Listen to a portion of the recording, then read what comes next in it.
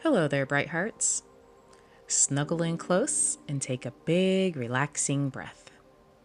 Tonight's stories are all about responsibility. That's that special power inside you that helps you follow through on your promises, helps you take care of what matters and do the right thing, even when no one's watching. Being responsible doesn't mean being perfect. It just means showing up with care, courage, and kindness, even when it's tough. So get comfy, tuck in tight, and let your heart listen closely, because these bedtime stories will help grow a gentle, trustworthy light inside you. Ready? Let's begin. This is Penny Penguin and the Parade Problem. In the chilly, cheerful village of Snowflake Bay, everyone looked forward to one very special day each year: the annual Ice Parade. Floats made of frozen flowers, snow-dusted streamers, and glittery sleds danced down Main Ice Street. Penguins practiced their flipper twirls, seals played icy instruments, and polar bears polished their marching boots. This year, Penny Penguin was finally old enough to join the parade for the first time. She was so excited. "I want to help with everything," Penny chirped. "I'll join the Flipper Float team." So she signed up. Then she saw a sign for Snowflake Confetti Crew.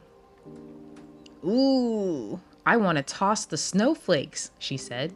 So she joined that too. Then she heard the Puffin Drummers practicing near the ice cliffs. "I love drumming," she said, waddling over. "Can I be a drummer too?" "Sure," said the Puffins, "but be ready for early rehearsals." Penny nodded eagerly. "I'll be there." By the end of the day, Penny had signed up for 5 jobs. "Wow," her mom said that night as she stirred peppermint tea. "That's a lot to take on." "I can do it all," Penny said confidently. "I want to be a part of everything." The next morning, Penny woke up late. She missed her flipper float practice. The next afternoon, she was too tired to show up for snowflake confetti duty. And the day after that, she forgot her drumsticks for puffin rehearsal. By the end of the week, Penny felt melty inside. Not from the snow, but from disappointment.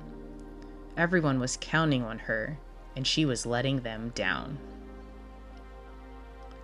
At home, she slumped onto a snow couch and sighed. Her dad sat beside her. "Want to talk about it?" Penny nodded. "I thought I could do it all, but I keep messing up. I made promises I couldn't keep." Her dad gave her a hug. "That's a tough lesson, but a really important one. Being responsible doesn't mean doing everything. It means doing what you said you would and showing up, especially when others are counting on you." Penny's eyes widened. "So, I need to choose what I can really handle?" "Exactly," her dad said. "Being responsible means knowing your limits and giving your best to the things you can do." The next day, Penny waddled over to the sign-up board and made some changes. She crossed out her name from the confetti crew. She told the Puffins she'd have to skip this year's drumming. And she gave her full attention to just one thing: the Flipper Float team. She practiced her twirls. She helped glue sparkle shells to the float. She even stayed late to help sweep up bits of ribbon. When the day of the parade arrived, Penny stood proudly on the float, flippers raised high, heart shining bright. She twirled with her team, smiled at the cheering crowd, and waved to her parents in the front row.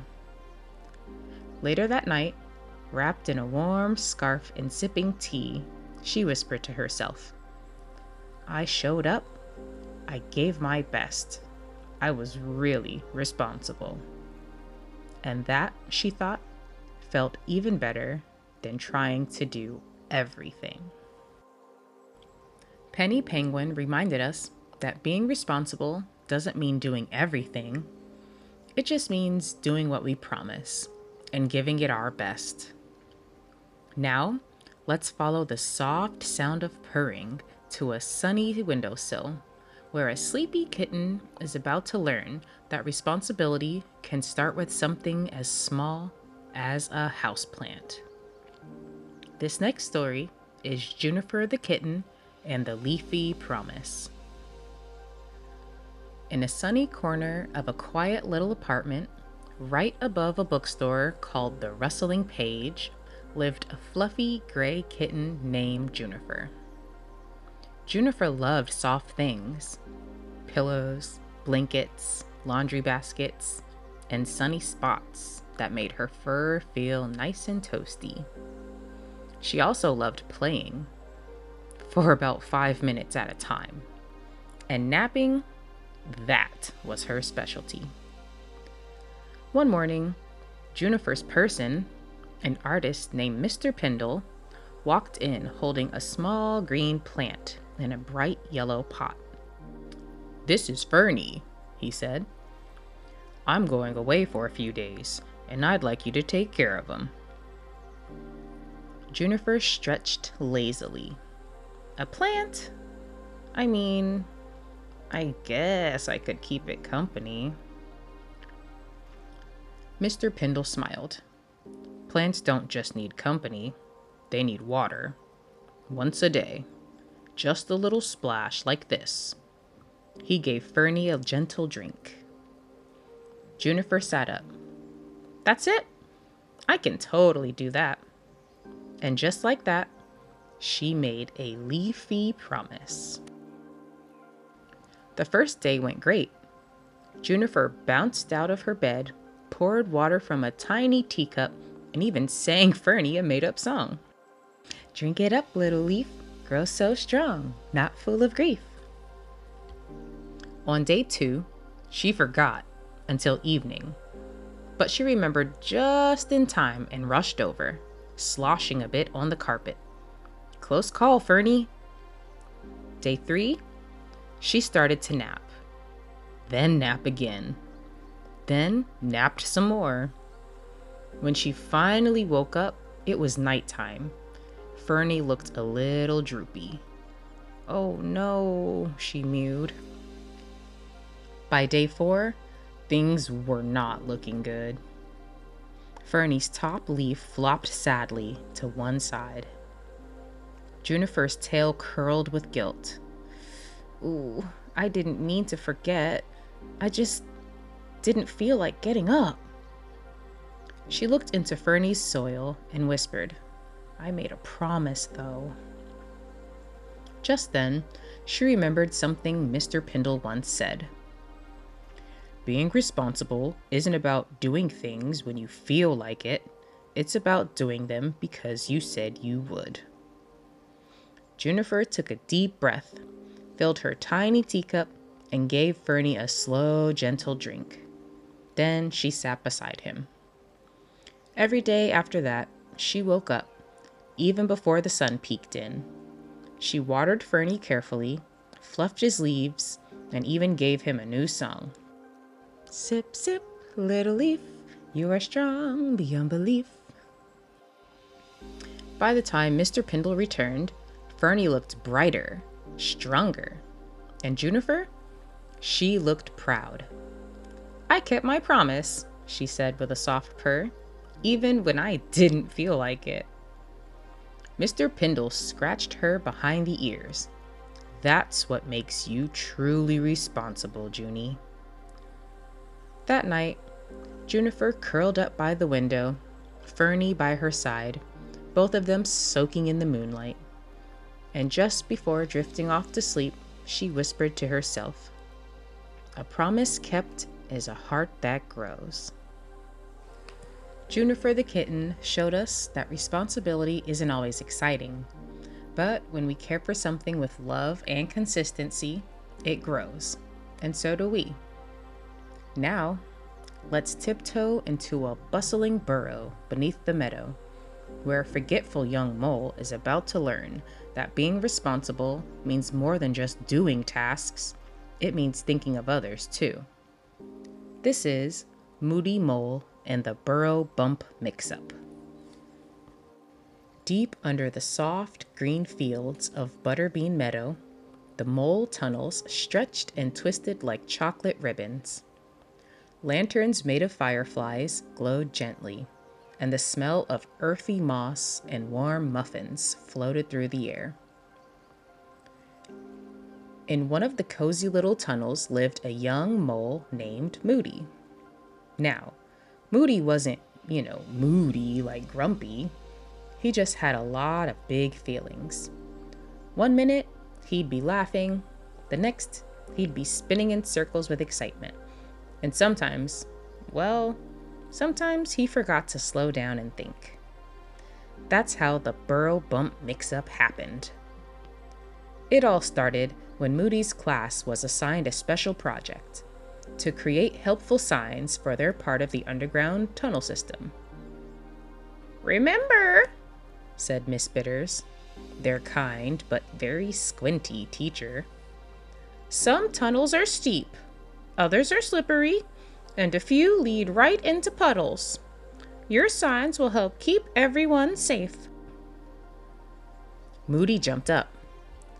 "I'll make the sign for the slippery turn near the berry pantry." Miss Bitters nodded. "Good choice. But be sure to place it before the turn so the others have time to slow down." Moody zipped off, humming to himself. He had great plans for his sign. He used glowberry paint, he added sparkles, and he even glued on a googly eye. But he placed it after the turn because he thought it looked better there. And then he forgot to tell anyone. The next morning, Moody woke up to a thump, slide, splash. He raced to the slippery turn and saw a line of soggy, startled moles sitting in a puddle. "Oh no," Moody squeaked. Miss Bitters arrived with her clipboard slightly damp. "Moody, did you place your sign?" "I did," he said quickly. "It's right, there." He pointed to the wall after the turn. Everyone turned to look. "Oh dear," said Miss Bitters gently. "That's a lovely sign, but it's not in a helpful spot." Moody's ears drooped. "I just wanted it to look good. I didn't think anyone would actually fall." Miss Bitters gave him a kind smile. "Responsibility isn't just about doing your task. It's about doing it thoughtfully. Think about how it affects others." Moody looked at the soggy moles. "I guess I was only thinking about me. I'm really sorry." He pulled the sign down, dried it off, and carefully placed it before the slippery turn. He even added a new message. "Slow down, slip ahead. Also, free hugs if you fall." The other moles chuckled. One gave him a wet hug. Later that week, Moody volunteered to help everyone test the tunnels to make sure all signs were safe and helpful. He even created a new one for Miss Bitters' classroom door. Reminder, teachers need snacks too.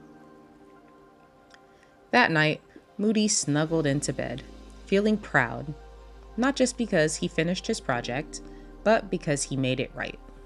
He whispered into the warm dark, "Next time, I'll think it through, because what I do matters." Moody Mole showed us that being responsible isn't just about doing a task, it's about thinking ahead and caring about how our actions affect others. Now, let's drift into the calm of a moonlit lake, where a thoughtful little turtle is about to learn that responsibility also means doing the right thing, even when no one is watching.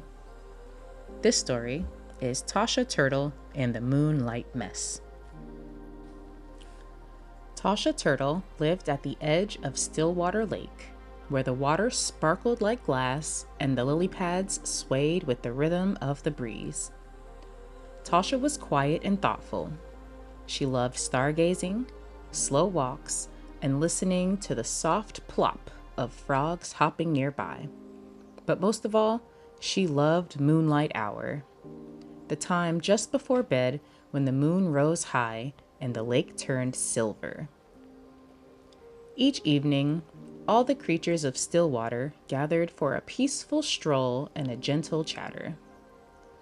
One day, the lake's caretaker, Grandma Grebe, gathered everyone on the shore. "Tomorrow is Moonlight Hour Festival, little ones. There will be firefly lanterns, soft music, and floating snacks." The crowd cheered. "But we need help getting ready," she added. "Who will stay after school today to tidy the lakeside path?" Tasha raised her flipper slowly. "I can." A few others joined her until someone mentioned snacks were being handed out early at the cattail cart. One by one, the helpers just wandered off until only Tasha remained. She looked around at the tangled reeds, the fallen blossoms, and a tipped-over lantern stand. It was a mess. She sighed. No one was watching. No one would even know if she just walked away too. But something inside her felt firm and steady, like a quiet voice whispering, "You said you would." So she got to work. She gathered blossoms, stacked lantern stands, and even swept the little pebble path with a bunch of dry cattail leaves. By the time the moon peeked up, the shore looked lovely again. Simple, quiet, and sparkling.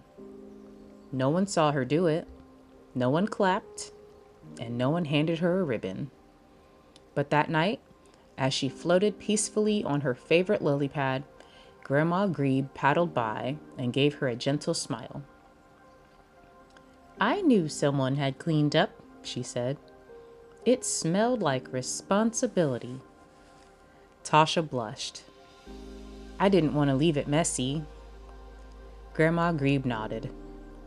"Responsibility is what we do when the only one watching is our own heart."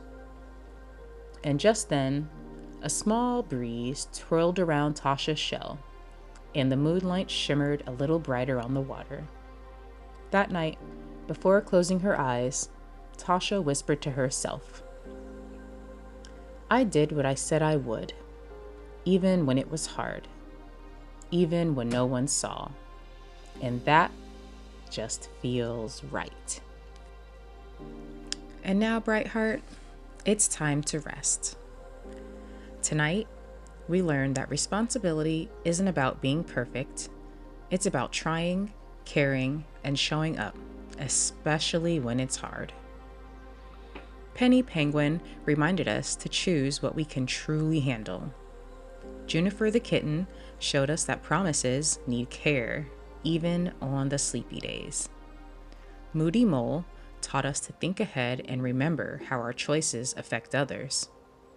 And Tasha Turtle, she showed us the quiet strength of doing the right thing, even when no one is watching. Now, whisper in your heart, "I can be trusted. I follow through. My heart is strong and steady." You are learning, you are growing, and you are so wonderfully capable. Good night, Bright Hearts. Sleep peacefully and wake with a spirit that is ready to care. Until next time.